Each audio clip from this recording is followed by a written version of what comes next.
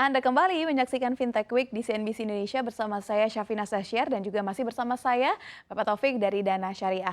Baik Pak, ini saya ingin melanjutkan kembali perbincangan kita. Bagaimana jaminan keamanannya Pak untuk bertransaksi di Dana Syariah ini? Ya, sesuai dengan syariah ya. Syariah itu memang tidak menafikan adanya resiko, tapi yang dianjurkan adalah berikhtiar meminimalkan resiko. Nah, yang dilakukan Dana Syariah itu juga seperti itu, meminimalkan resiko. Minimalkan resiko dari cara seperti apa? Banyak sekali tools-tools teknologi yang kita gunakan untuk meminimalkan resiko. Sehingga apabila itu terjadi pun resiko, kita masih punya satu lagi agunan. Di sinilah yang agak berbeda dengan peer-to-peer yang lain. Dana Syariah karena masuk di bidang properti, maka seluruh pinjaman atau skema pembiayaannya di backup oleh agunan yang berupa fixed asset property. Jadi sudah dimitigasi dengan aman, masih ada di backup lagi dengan agunan properti yang fixed asset gitu ya. Karena kita tahu fixed asset itu kan nilainya dari waktu ke waktu naik gitu. Sebagai jaminan fixed asset itu luar biasa bagus. Resiko, jika berbicara resiko, memang sebenarnya resiko apa sih Pak yang mungkin bisa terjadi Pak? Ya, resikonya itu gagal bayar yang biasa disebut dengan gagal bayar. Yang biasanya rutin angsuran bulanan, kemudian karena PPKM kemarin ya banyak sekali yang menunda, Pak kita nggak bisa bayar bulan ini, bayarnya bulan depan. Oke, kita kasih waktu sampai 3 bulan. Kalau di fintech itu OJK menerapkan aturan sampai 3 bulan masih belum tergolong macet. Tapi setelah 3 bulan harus digolongkan macet sehingga kita boleh melakukan mengeksekusi agunannya gitu, walaupun secara syariah tidak boleh represif gitu ya, jadi ada cara-cara mengakuisisi agunan. Tapi ada waktu ya. Sejauh ini Dana Syariah beroperasi, apa yang menjadi kendala paling besar? Kendala paling besar mensosialisasikan, karena belum banyak orang yang tahu atau terliterasi tentang skema syariah ini apa. Padahal dengan era kecenderungan inflasi yang tinggi, tingkat bunga yang tinggi, justru skema syariah ini menunjukkan keunggulannya gitu. Keunggulannya apa? Karena skema syariah ini sekali akad, maka marginnya itu berlaku sampai akhir tenor yang 5 tahun, yang 10 tahun. Sementara akad yang non syariah akan ikut fluktuasi. Kalau inflasi naik atau bunga atau margin naik, maka bisa tiba-tiba setahun kemudian, 2 tahun kemudian marginnya atau bunganya naik, bahkan bukan naik lagi, bisa lompat gitu. Nah, Bapak tadi sempat menyinggung tentang inflasi atau suku bunga naik. Jika non syariah ini tentunya akan teradaptasi gitu ya harga tersebut gitu. Lantas apakah ini bisa dijadikan peluang oleh Dana Syariah Pak? Ya, justru ini menjadi era yang orang mesti tahu kelebihan skema syariah itu seperti apa, sehingga menjadi alasan yang sangat logis ya buat orang berpindah dari skema konvensional ke syariah, karena khawatir nantinya inflasi atau suku bunga meningkat, margin atau bunganya bisa naik, sehingga supaya mereka nggak khawatir itu masuklah ke skema syariah. Nah, Dana Syariah memberikan salah satu peluang untuk pembiayaannya maupun dari sisi lender yang mau masuk dananya gitu. Pak, tapi ada kekhawatiran nggak Pak? Maksudnya ini kan yang memberikan pelayanan seperti ini nggak cuma Dana Syariah, ada juga aplikasi-aplikasi lain. Lalu juga ada kekhawatiran di tengah masyarakat seperti adanya pendanaan yang palsu melalui aplikasi. Ini kan juga marak dibicarakan di tengah masyarakat beberapa waktu lalu. Bagaimana Bapak menanggapi hal ini Pak? Betul, itulah yang tadi saya bilang, tantangannya memang edukasi. Karena di masyarakat ini terlalu banyak berita negatif soal kata syariah ya. Syariah itu ingatnya investasi bodong misalnya begitu. Nah, inilah yang jadi tantangan kita. Tapi dengan kita selama 5 tahun ini konsisten, performa kita bagus, mengembalikan dana sesuai waktu dan lain-lain, ini menjadi antitesa dari itu, sehingga pelan-pelan orang akan melihat skema syariah ini bukan skema yang investasi bodong dan yang inferior seperti itu, tapi ini memang skema yang sangat logis, bahkan bukan hanya muslim yang bisa ikut di dalamnya gitu. Nah, kita membuktikan itu selama 5 tahun. Jadi bukti inilah yang menjadi sosialisasi kita ke masyarakat dan masih perlu ditambah yang lain. Kemudian bicara tadi bagaimana dengan yang lain yang melakukan penawaran pembiayaan yang sama. Nah, dari sisi syariah kita melihat kalau ada mitra kita fintech lain yang melakukan atau menawarkan pembiayaan syariah seperti kita, itu menjadi mitra kita, bukan pesaing. Karena pasar syariah di Indonesia atau apalagi internasional luar biasa besar. Kalau Dana Syariah sendiri melayani nggak mampu pada kebutuhan masyarakat luar biasa. Sehingga kita kalau ada fintech yang mau skemanya syariah, kita membantu gimana supaya mereka ini bisa melayani masyarakat juga. Jadi tidak ada kata bersaing, justru kawan untuk melayani masyarakat. Iya, terkait dengan edukasi ini juga menarik Pak untuk dibahas, di mana di stigma di masyarakat ya Pak, bahwa pembiayaan syariah itu biasanya cicilannya cenderung lebih tinggi. Bunganya cenderung lebih tinggi dibandingkan dengan konvensional, di mana dana awal untuk bisa bertransaksi menggunakan syariah itu cenderung lebih tinggi. Itu yang berada di tengah masyarakat. Bagaimana dana syariah memberikan edukasi terkait hal ini, Pak? Iya, betul. Jadi cenderung lebih tinggi di awal, iya. Tapi setelah dijumlah sampai akhir tenor 10 tahun, 15 tahun, itu akhirnya mereka akan tahu bahwa skema syariah ini ternyata dengan tetapnya margin yang sampai akhir tenor, di mana dibandingkan dengan konven yang akan naik ya dari waktu ke waktu marginnya, itu ternyata jauh lebih murah yang skema syariah. Tapi memang ini butuh diedukasi karena di awal memang terasa seolah-olah marginnya dan syariah itu lebih tinggi.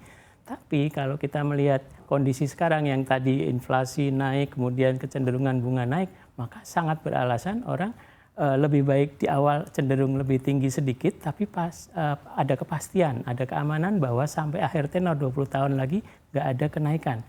Di mana di sisi lain kalau yang konvensional atau non syariah itu mereka dibayang-bayangi setahun lagi, 2 tahun lagi ini margin atau bunganya bisa lompat nih gitu. Dan ada ketidakpastian di situ. Dan sekarang pendanaan syariah ini juga ada yang sistemnya step up, Pak. Apakah ini lebih menarik step up atau yang fix ini, Pak? Betul. Jadi kalau kita bicara margin ya itu atau bunga katakanlah begitu, untuk kebutuhan rumah yang masih tergolong kebutuhan dasar, di mana rumah itu untuk ditinggali bukan untuk disewakan dan lain-lain, maka margin atau bunga itu tidak terlalu berpengaruh buat mereka. Mereka yang penting itu bisa mampu mengangsur tiap bulannya, mampu nggak gitu. Jadi marginnya mau berapa, bunganya mau berapa, mereka nggak terlalu bermasalahkan, yang penting marginnya. Nah margin yang rendah itu bisa ditawarkan oleh pembiaya seperti dana syariah atau layanan pembiayaan lain dengan cara tadi step up gitu ya. Jadi 2 tahun pertama rendah, baru 2 tahun berikutnya tinggi atau per 3 tahun naik. Nah itu salah satu cara untuk meringankan dari sisi konsumen. Karena konsumen ini lebih sensitif terhadap angsuran bulanan dibanding marginnya atau bunganya gitu. Ya, seperti itu kondisinya. Kedepannya nih Pak, apakah ada kemungkinan dana syariah ini akan membiayai ataupun memberikan pendanaan kepada infrastruktur? Karena sejauh ini kan memang dana syariah dikenal properti ya. Apakah mungkin infrastruktur ini bisa bekerja dengan cara peer-to-peer ini juga, Pak? Ya, kalau dari segi sistem mekanisme memungkinkan. Yang belum memungkinkan dari sisi regulasinya OJK. Jadi OJK sekarang ini masih membatasi pembiayaan melalui peer-to-peer seperti dana syariah ini maksimal satu peminjam atau borrower itu hanya 2 miliar. Sementara kalau konstruksi ya puluhan miliar, bahkan ada yang ratusan miliar.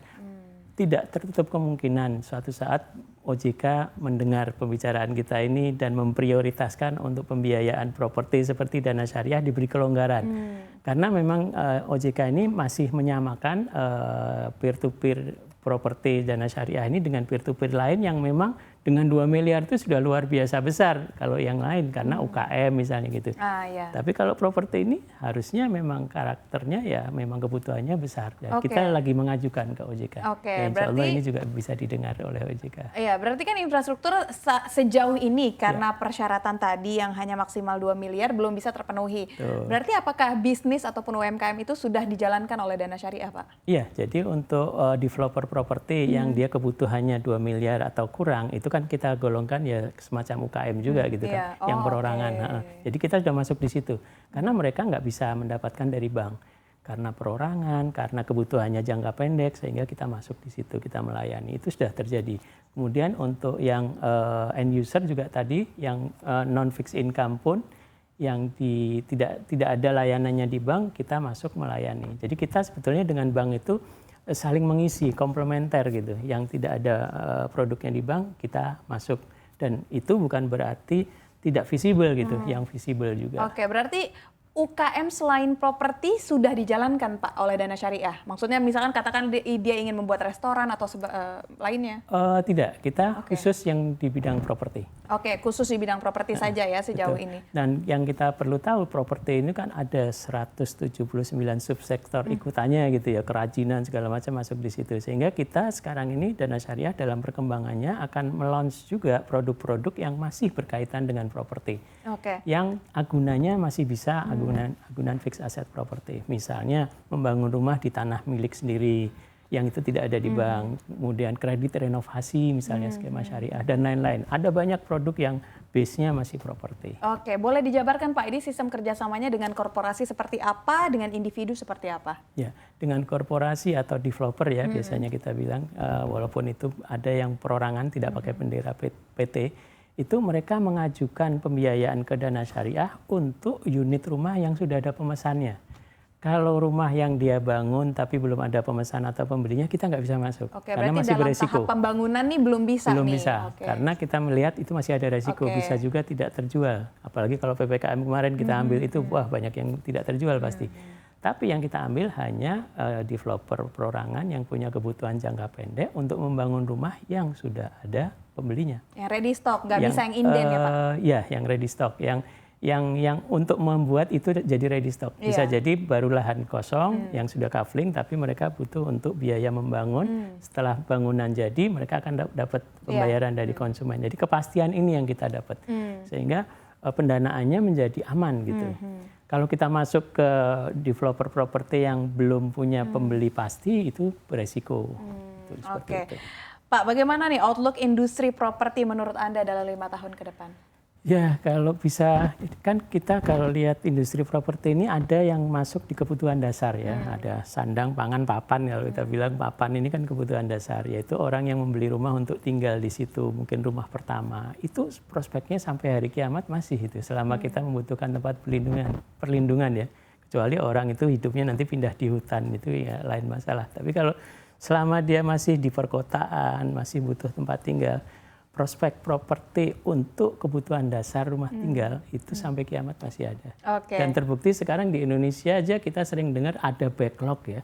Backlog kebutuhan antara pengadaan rumah dengan permintaan itu masih belasan juta bedanya. Situ aja kita belum bisa mengisi gitu. Belum lagi tambahan per tahunnya gitu.